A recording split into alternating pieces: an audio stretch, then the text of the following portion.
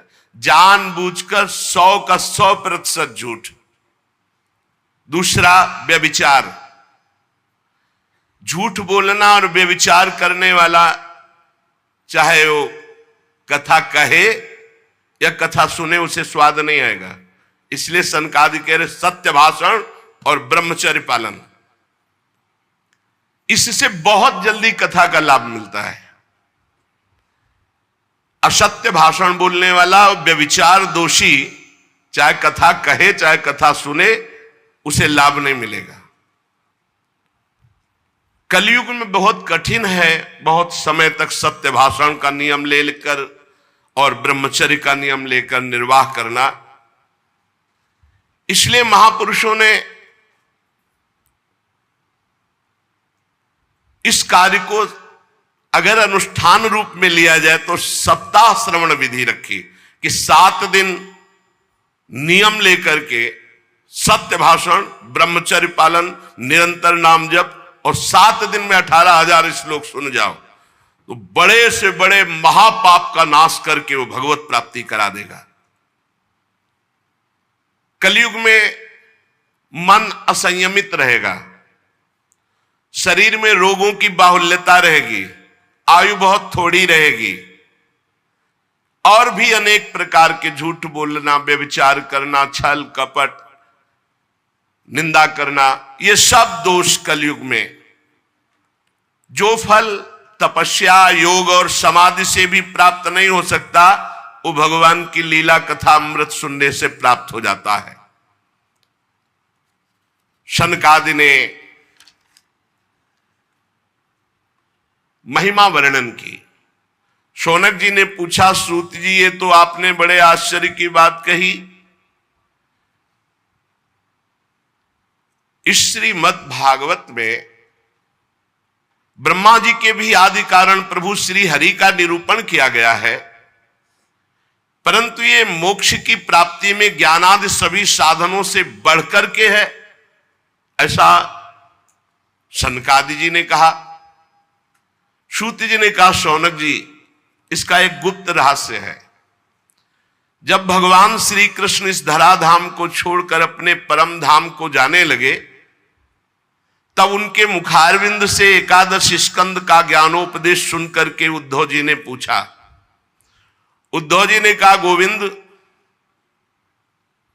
अब तो मुझे दिखाई दे रहा है कि आप अपना कार्य पूर्ण करके परम धाम को पधारना चाहते हैं।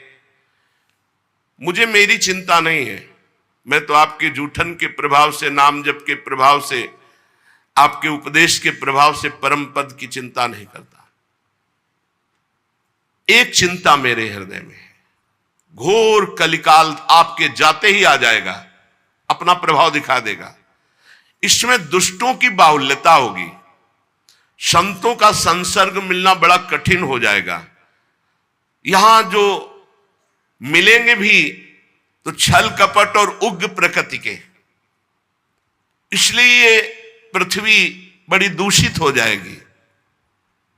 कमल नयन, आप जा रहे हैं, फिर यहां कल्याण कैसे होगा, सबका मंगल कैसे होगा? साधुओं पर आपका बहुत प्रेम है, इसलिए हमारी प्रार्थना है कि यहां से आप मत जाइए।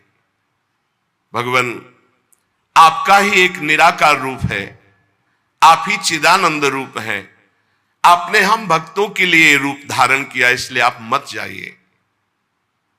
आपके जाते ही कलयुग इतना तांडव फैला देगा, सब पापाचरण में रत होने लगेंगे।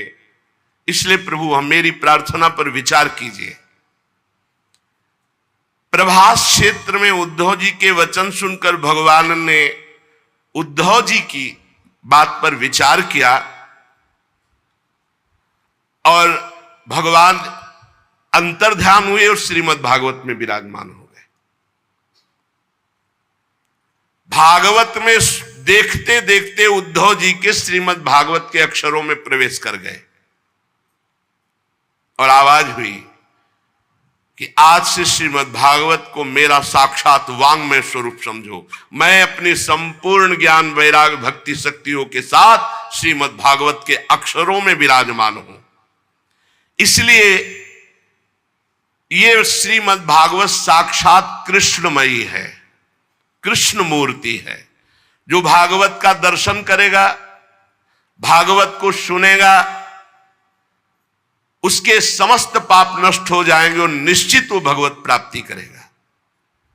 कलयुग में तो अन्य साधनों को बहुत बुरी तरह मलिनता में भर दिया कलयुग ने। इस कलिकाल में कोई ऐसा धर्म नहीं बचा जिसे कलयुग ने ग्रस्त ना लिया हो, और कोई ऐसा मनुष्य नहीं बचा जो दुख, दरिद्रता, दुर्भाग्य, चिंता, शोक इनमें डूब न रहा हो। दुख, दरिद्रता, दुर्भाग्य, चिंता, शोक डूब न रहा हो। कोई ऐसा नहीं दिखाई दे रहा जो काम क्रोध पर विजय प्राप्त कर सके। तो इस भगवान की माया से पीछा छुड़ाना बड़ा कठिन है। इसीलिए भगवान अपनी संपूर्ण शक्ति के साथ श्रीमद् भागवत में विराजमान हो गए। जो भगवान की चर्चा सुनेगा निश्चित माया मुक्त हो जाएगा। सूत जी कहते, शौनक जी, जिस समय सनकादि मुनीश्वर इस प्रकार भगवत चर्चा की महिमा बखान रहे थे, उसी समय तरुणावस्था को प्राप्त ज्ञान और वैराग्य और भक्ति ही श्रुतौ तौ तरुणौ गृहीत्वा प्रेमैक रूपा सहसा विरासीत। श्री कृष्ण गोविंद हरे मुरारे नाथेति नामानि मुहुर्वदन्ति। सभा के बीच में ज्ञान, भक्ति, वैराग्य प्रकट हो गए और जोर जोर से गाने लगे। अपने लोग भी 2-4 बार गाते हैं। ओ श्री कृष्ण गोविंद हरे मुरारे, हे नाथ नारायण वासुदेव।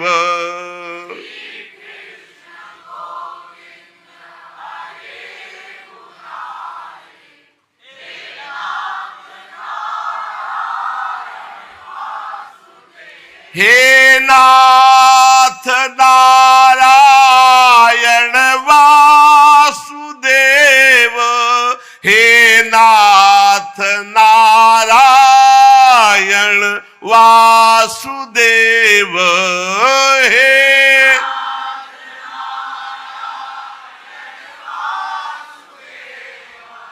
हे नाथ नारायण सुदेव। श्री कृष्ण गोविंद हरे मुरारे, हे नाथ नारायण वासुदेव।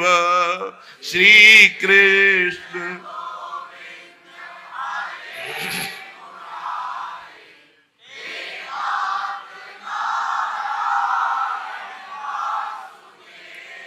सभी सभासदों ने देखा परम सुंदरी दिव्य तेजोमयी प्रेम लक्षणा भक्ति भागवत के अर्थों का आभूषण पहने हुए।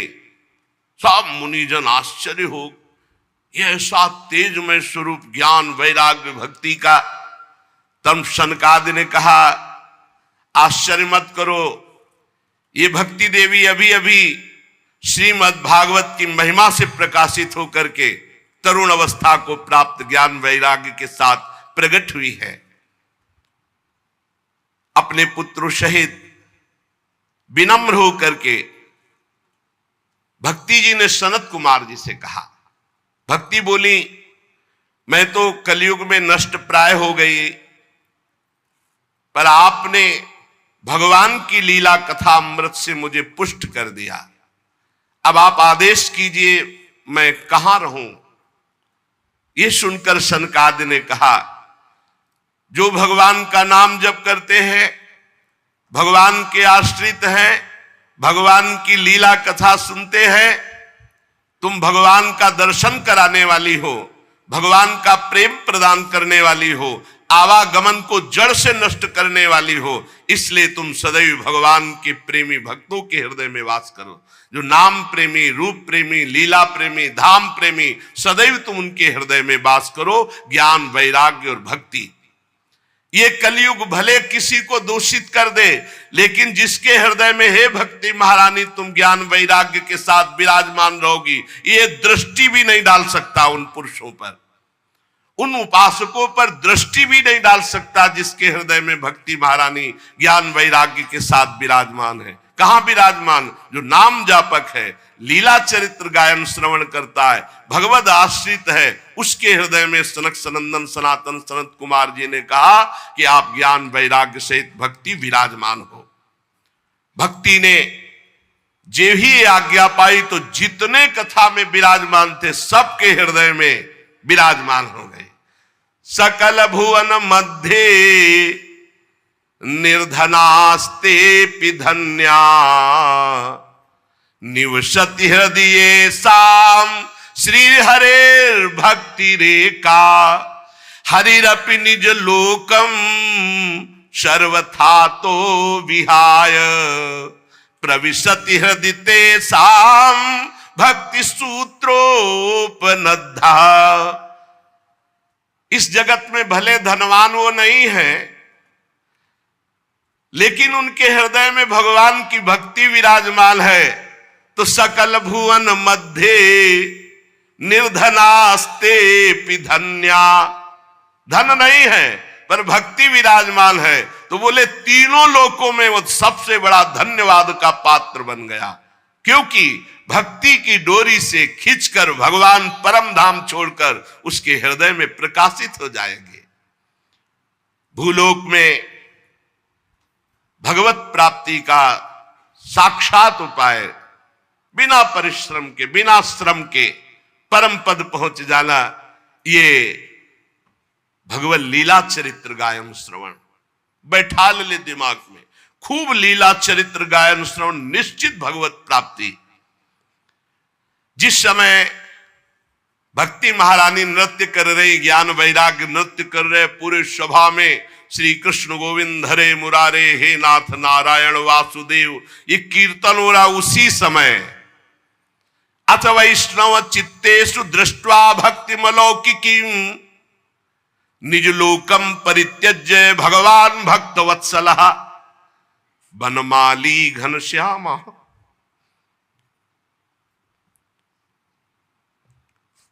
पीतवासा मनोहरः कांची कलाप रुचिरो लसन मुकुट कुंडलः त्रिभंग ललितश्चारु कौस्तुभेन विराजितः कोटि मनमथ लावण्यो हरिचंदन चर्चितः परमानंद चिन्मूर्ति मधुरो मुरलीधरः आविवेश सुभक्तानां हृदयान्यमलानि च। उसी समय देखा कि सबके बीच में सी चरणों तक लटकती हुई बनमाला, सिर पर मोर मुकुट, कानों में कुंडल, ललित त्रिभंगी, अधरों पर वर्षी, नेत्रों में करुणा, वक्षा स्थल में कौस्तुभ मणि, श्री अंगों में हरिचंदन चर्चित। क्या सुंदर रूप, मानो करोड़ कामदेवों की रूप माधुरी को छीन लिया गया हो। परमानंद चिन्मूर्ति, मधुराति मधुर मुरलीधर भगवान श्री कृष्ण सबके बीच में प्रकट हो गए। सब सभा खड़ी हो गई, शनकादि भी खड़े हो गए। आसपास ज्ञान वैराग्य भक्ति नृत्य कर रहे, बीच में प्राणाधार प्रभु श्री कृष्ण ललित त्रिभंगी मुरली मनोहर मोर मुकुट धारण किए। अभी तक जो गुप्त रूप से दिव्य सिद्ध थे वो भी प्रकाशित हो गए। बड़े बड़े भगवान के निज पार्षद लीला परिकर उद्धव आदि प्रहलाद, ये जो बड़े बड़े महापुरुष थे, ये सब प्रकट हो गए। अब तो अद्भुत नृत्य हुआ।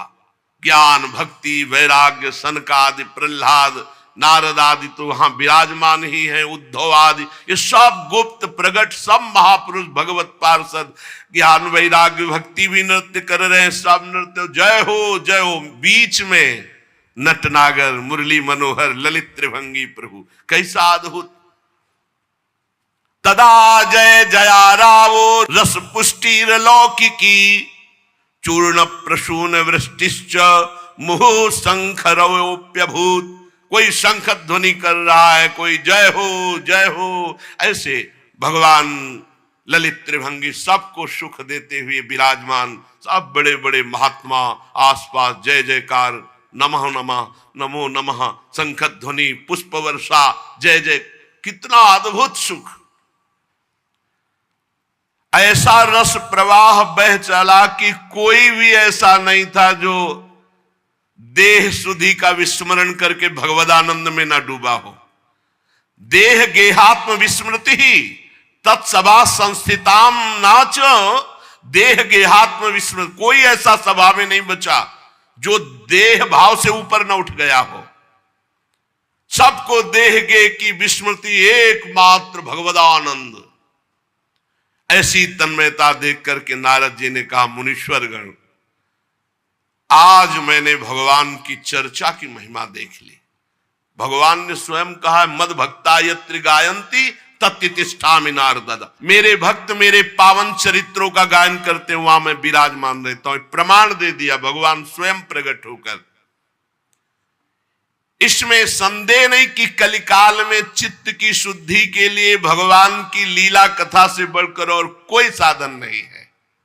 मुनिवर, आप लोग बड़े कृपालु हो जो संसार के कल्याण के विचार करके बिल्कुल अद्भुत सरल मार्ग निकाला जिससे सब लोग सुनकर भगवान को प्राप्त कर सकते हैं। सनक आदि ने कहा कि जो लोग सदा पापरत रहते हैं, दुराचारी हैं, वेद के विरुद्ध मार्ग में चलते हैं, जो कामी हैं, क्रोध से जलते रहते हैं, कुटिल हैं, ऐसों को भी भगवत चर्चा भगवान की प्राप्ति करा देगी। जो सत्य कभी बोले ही नहीं, सत्य से चित हैं, सत्येन हीना पितृमात्र दूषकास तृष्णा कुलाश्चाश्रम धर्म वर्जिता ये दंभिका मत्सरणोपि हिंसका। जो माता पिता की निंदा करने वाले, माता पिता को कटुवचन बोलने वाले, माता पिता को दंड देने वाले, ये घोर नरकों को जाते हैं। लेकिन ऐसा भी पुरुष जो तृष्णा का मारा, आश्रम धर्म का त्यागी, दंभी, दूसरों की उन्नति देखकर कुढ़ने वाला, सदैव दूसरों को कटुवचन दुख देने वाला, ऐसे लोग सब नरक जाते हैं। पर ऐसे लोगों को भी यदि भगवत चर्चा सुना दी जाए तो उनका कल्याण हो जाएगा। ये 5 महापाप हैं, इनको नष्ट करना बहुत कठिन होता है। पंचोग्र पापास छलछद्म कारिणः क्रूरा पिशाचा इव निर्दयाश्चये। कौन से महापाप? सबसे पहला शराब पीना। ये पंचोग्र पापास, ये निश्चित नरक जाते हैं। शास्त्र हमारा निषेध करता है। जिनके कानों में आवाज पड़ रही हो, प्रार्थना है आज से शराब पीना छोड़ देना। वैसे बहुत लोग छोड़ चुके, लेकिन जिनको भी अभी लग रहा हो तो कि हमारा सुख बढ़ेगा इससे, तो ध्यान दीजिए। पंचोग्र पापा ये तुम्हारा नाश कर देंगे। 5 महापाप हैं। पहला है मदिरापान, शराब पीना, और दूसरा है ब्रह्म ऋषि की हत्या कर देना, तीसरा है किसी के स्वर्ण की चोरी कर लेना, चौथा है दूसरे की पत्नी के साथ व्यभिचार करना, गुरु पत्नी गामी, गुरु की पत्नी के साथ व्यभिचार करना, और 5वां है विश्वासघात कर देना। ये 5 महापाप हैं जिनको नरक में भोगने पर भी वो पूर्ण सफाई नहीं होती, फिर यहां दुर्गति योनियों को प्राप्त होते हैं जहां महान कष्ट मिलता है। ऐसे 5 महापाप करने वाले, मदिरापान, ब्रह्म ऋषि की हत्या करने वाला, स्वर्ण की चोरी करने वाला, गुरु पत्नीगामी, पराई स्त्री से व्यभिचार करने वाला और विश्वासघाती, ये 5 महापाप हैं जो नरक भोगना पड़ता है। छल छद्म परायण क्रूर पिशाचों के समान निर्दयी, जो ब्रह्म ऋषियों के धन को छीन करके पुष्ट होते हैं, ऐसे व्यभिचारी, ऐसे लोगों को भी यदि भगवान की चर्चा सुनने को मिल जाए तो पावन हो सकते हैं। इनको भी भगवान की लीला कथा अमृत सुनने को मिल जाए, किसी कारण से इनको जबरदस्ती प्यार से दुलार से रिश्ते संबंध के बल से कैसे भी इन्हें सत्संग में ले आया जाए, इन्हों भगवत चर्चा सुनाई जाए, तो निश्चित इनकी बुद्धि परिवर्तित होगी, इनका कल्याण हो जाएगा।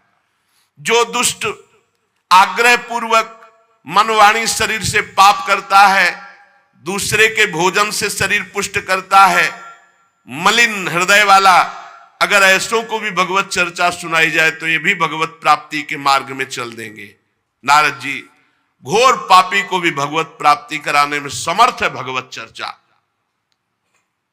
नारद जी ने कहा इसका कोई उदाहरण दिया जाए तो ज्यादा समझ में आ जाए, तो उनका हम तुम्हें एक प्राचीन इतिहास सुनाते हैं। पूर्व काल में तुंगभद्रा नदी के तट पर एक अनुपम नगर बसा हुआ था। उसमें सभी वर्णों के लोग अपने अपने धर्माचरण करते, सत्य में तत्पर रहते थे। उस नगर में समस्त वेदों का ज्ञाता, श्रौत स्मार्त कर्मों में निपुण एक ब्राह्मण रहते थे जिनका नाम था आत्मदेव। तेज तो ऐसा था मानो दूसरे सूर्य भगवान ही हो। ब्राह्मण तेजस्वी, वैदज्ञ, सत्कर्म अनुष्ठान करने वाला, और कभी उसके दरवाजे से कोई भिक्षुक वापस नहीं लौटा। इतना उदार हृदय वाला, देगा ही कुछ न कुछ। पर पूर्व प्रारब्ध के अनुसार उनकी जो पत्नी थी उनका नाम था धुंधुली। पति का नाम आत्मदेव और पत्नी का नाम धुंधुली था। सुंदरी थी, कुलीन थी, पर लड़ाकू स्वभाव था, अपनी बात पे अड़ जाना। अब वो बड़े ज्ञानी थे, वेदज्ञ, वेद के ज्ञाता, इसलिए वो शांत रहते थे, लड़ाई घर में नहीं होती। वो लड़ने वाली ही बात करती थी, पर वो शांत रहते थे।